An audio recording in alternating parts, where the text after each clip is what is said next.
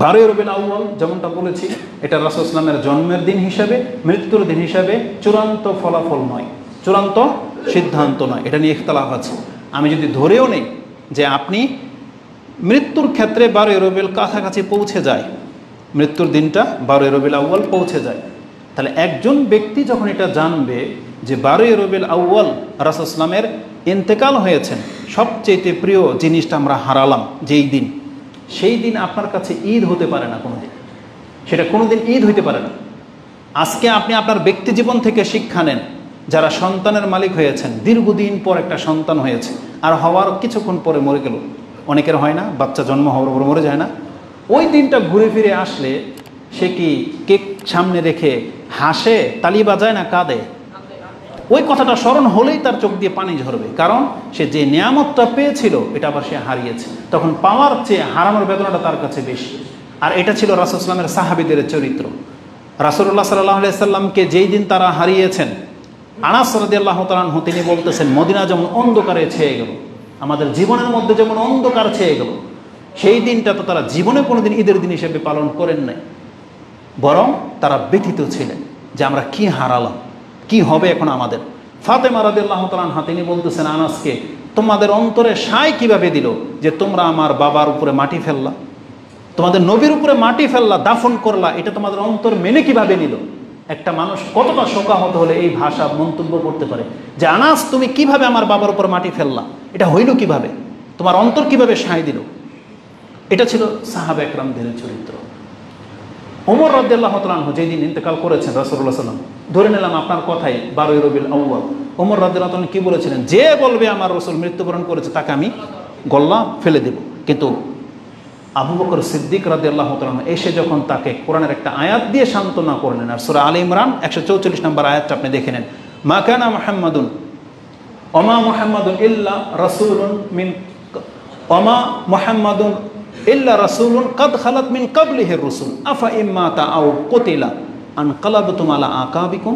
এই আয়াতটা যখন আবু বকর রাদিয়াল্লাহু তাআলা পাঠ করে শোনালেন, ওমর রাদিয়াল্লাহু তাআলা বলতেছেন আমার মনে হলো যে আয়াতটা এখন নাযিল হয়েছে, আর যখন আমার অন্তরে গিয়ে হিট করলো যে মুহাম্মদ সত্যিই তো মারা গেছেন, তখন তিনি বলতেছেন আমার পার আমাকে ধরে রাখতে পারলো না, তিনি বসে গেলেন নিচে জমিনে, পড়ে গেলেন, তিনি তার হুঁশ হারিয়ে ফেললেন।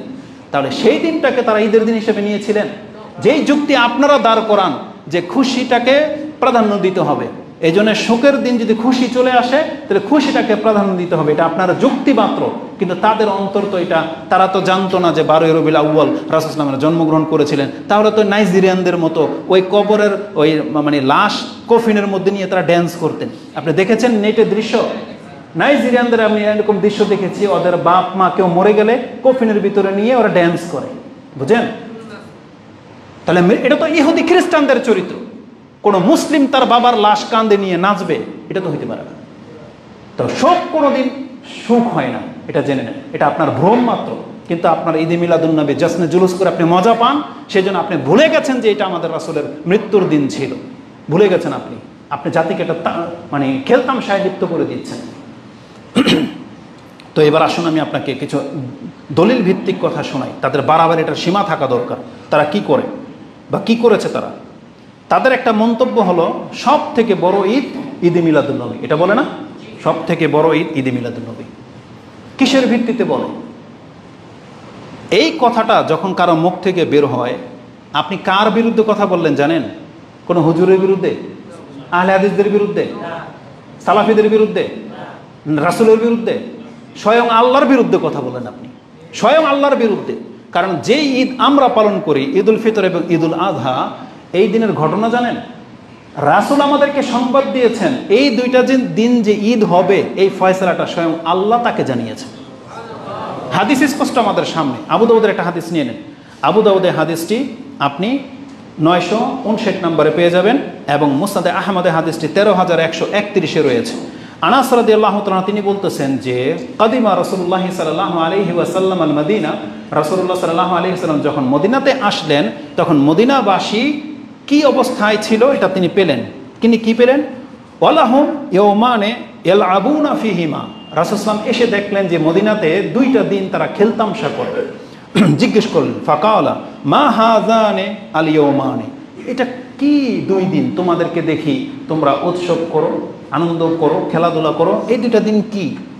তখন মদিনাবাসী যারা ছিল তারা বলল, কালু কুন্না নালআবু ফিহিমা ফিল জাহিলিয়া, আমরা জাহিলিয়াতের যুগ থেকেই এই 2টা দিনে খেলতামশা করে আনন্দ উৎসব করে থাকি, এটা আমাদের ঈদের দিনের মতো।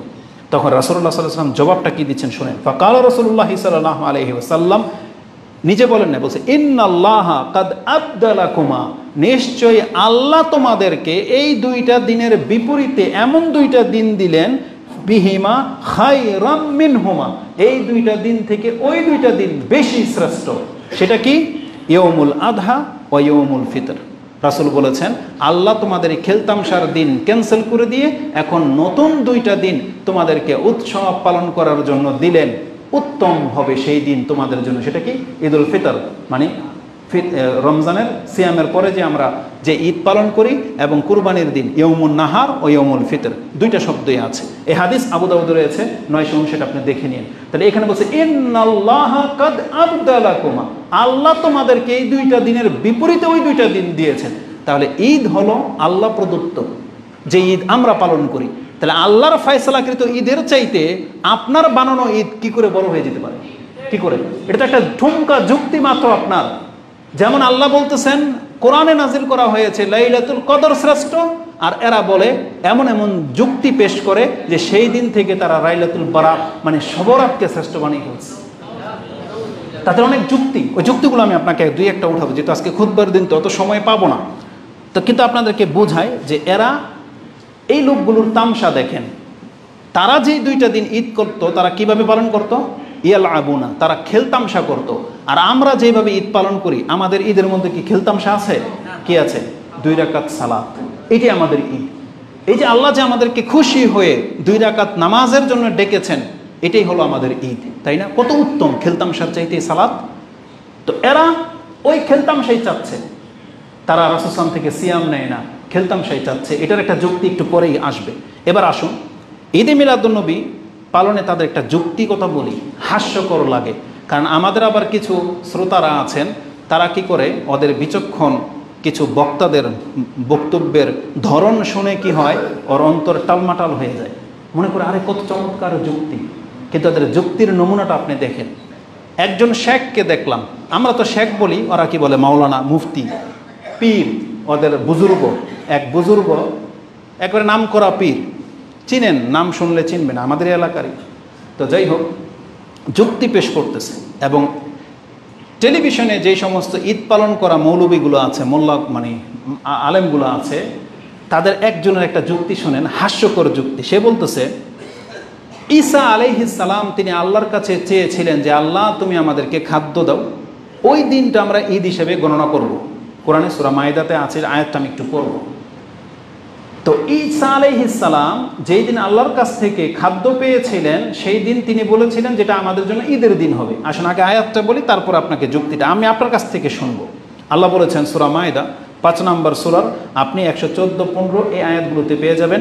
আল্লাহ সুবহানাহু ওয়া তাআলা বলেছেন, কালা ঈসা ইবনে মারইয়াম, ঈসা ইবনে মারইয়াম তিনি একদিন আল্লাহর কাছে বললেন, রব্বানা, হে আমাদের প্রতিপালক, আনজিল আলাইনা মাইদাতাম মিনাস সামাই, আকাশ থেকে আপনি যা খাঞ্চা ভরা খাদ্য আমাদেরকে দেন, তাকুনু লানা ঈদান, যেই দিনটা হবে আমাদের জন্য ঈদের দিন, তাকুনু লানা ঈদান, আমাদের জন্য আনন্দের উৎসবের দিন হবে, খুশির দিন হবে, লিআউয়ালিনা ওয়া আখিরিনা, এটা আমাদের প্রথমের জন্য এবং পরবর্তী যারা বাকি থাকবে আমার নসলের তাদের জন্য, যেটা ঈদের দিন হিসাবে বহাল থাকবে, ও আয়াতাম মিনকা, এবং এটা নিদর্শন হিসেবে আপনি আমাদেরকে দেন। তখন আল্লাহ তাকে ওয়াদা দিলেন, এবং আল্লাহ তার পরের আয়াতে বলেছেন, কাল আল্লাহু ইন্নী মুনাজ্জিলুহা আলাইকুম, আমি অবশ্যই তোমাদের উপর এই খাদ্য নাজিল করব, তবে তোমাদের মধ্যে যদি কোনো ব্যক্তি না শুকরি করো, এই খাদ্য পাওয়ার পরে আমি কিন্তু এমন শাস্তি দেব যেটা আর কাউকে দেইনি। এই ওয়াদা নিয়ে খাদ্য নাজিল করলেন, যেটা আপনি সূরা মাইদার 114-15 নম্বর পেয়ে যাবেন। এখন আমাদের দেশের হুজুরদের যুক্তি শোনেন, বলতেছে, আচ্ছা বলেন তো দেখি, যুক্তিটা এইভাবে পেশ করতেছে, আচ্ছা যেই দিন আকাশ থেকে খাদ্য নাজিল হইল বা আপনি খাদ্য পেলেন, এটা যদি ঈদের দিন হয়, তাহলে যেই দিন আমার নবীর জন্ম হয়েছে এটা কত বড় ঈদের দিন হইতে পারে? যুক্তি বুঝেন? কিসের সাথে কি? আর ঈসা আলাইহিস সালাম তিনি বলেছিলেন যে খাদ্য নাজিল করে এটা আমরা ঈদ হিসেবে গণনা করব, এটা তো তার ধর্মে ছিল। এবং তিনি সেই দিনটাকে ঈদ হিসেবে নিয়েছিলেন, তার জাতির ঈদ পালন করত। এটার সাথে আপনি এই যুক্তি কেন লাগালেন যে তাহলে যেই দিন খাদ্য নাজিল হয়েছে সেটা যদি ঈদের দিন, আনন্দের দিন হইতে পারে, তাহলে আমরা আমাদের নবীকে যখন পাইলাম যেই দিন, সেটা কত বড় না ঈদের দিন হইতে পারে? বোঝেন কথা? এটা তার যুক্তি। তা আমরা বলতে পারি তোমার এই যুক্তি খ্রিস্টানি যুক্তি। কিভাবে জানেন? ঈসা আলাইহিস সালাম যেদিন খাদ্য পেয়েছিলেন তিনি কিন্তু সেই দিনটাকে কিন্তু কি করেছিলেন? ঈদের দিন গণ্য করেছিলেন। ঈসা আলাইহিস সালাম কি তার জন্মের দিন কি ঈদ ঘোষণা করেছিলেন? বরং বর্তমান খ্রিস্টানরা ঈদের দিন কোনটা পালন করে? ওদের বড় দিন কোনটা? ওই খাদ্য পাওয়ার দিন নাকি ঈসা আলাইহিস সালামের জন্মের দিন? তাহলে বোঝা যাচ্ছে যে ধর্ম বলে একটা, এই বাতিল যারা মুশরিকানা চিন্তা নিয়ে যারা বসবাস করে, কোরআন হাদিস থেকে যারা দূরে, তারা এই যে মন গড়ে এরকম ব্যাখ্যা করে। বাতিল খ্রিস্টান যারা, তারা কিন্তু আজও ঈসা আলাইহিস সালামের জন্ম ওরা মনে করে 25শে ডিসেম্বর, নাকি 26শে ডিসেম্বর, 25শে ডিসেম্বর, এই দিনটাকে ওরা ক্রিসমাস ডে হিসেবে পালন করে, মানে বড় দিন ওদের কাছে, ঈদের দিন। কিসের ভিত্তিতে?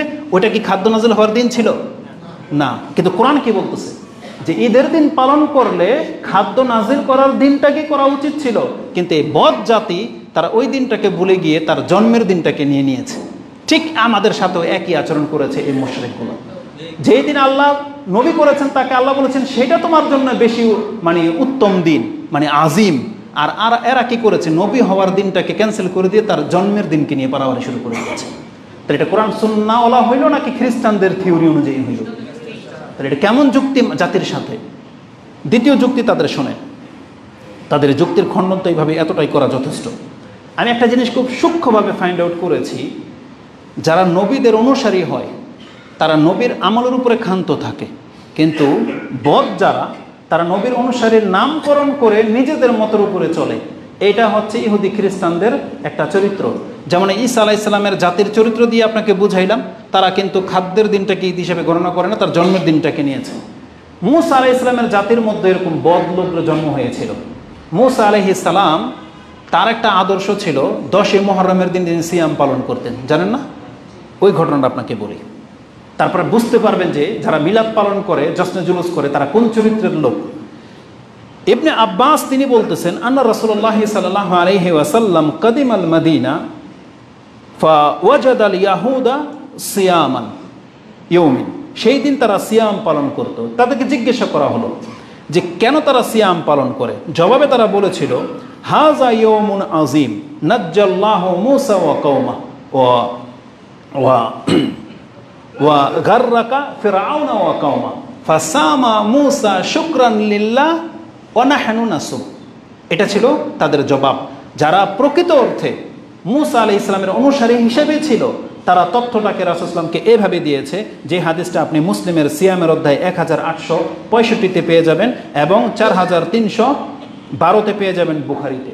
তারা জবাবটা দিয়েছিল, এটা এমন একটা আজিম মহান দিন, এই দিন আল্লাহ মূসা আলাইহিস সালামকে ফেরাউনের কবল থেকে বিজয়ী করেছিল। মূসা এবং মূসার জাতিটাকে কি করেছিল? বিজয়ী করেছিল। আর ফেরাউনকে এবং তার পুরো সৈন্যবাহিনী সহ ডুবিয়ে আল্লাহ হালাক করে দিয়েছিল। ফাসামা মূসা শুকরান লিল্লাহ। আর মূসা আলাইহিস সালাম সেই শুকরিয়া স্বরূপ তিনি কি করেছিলেন? সিয়াম পালন করেছিলেন। আর আমরাও তারপর থেকে সিয়াম পালন করি। জবাবে রাসূল কি বলেছে জানেন?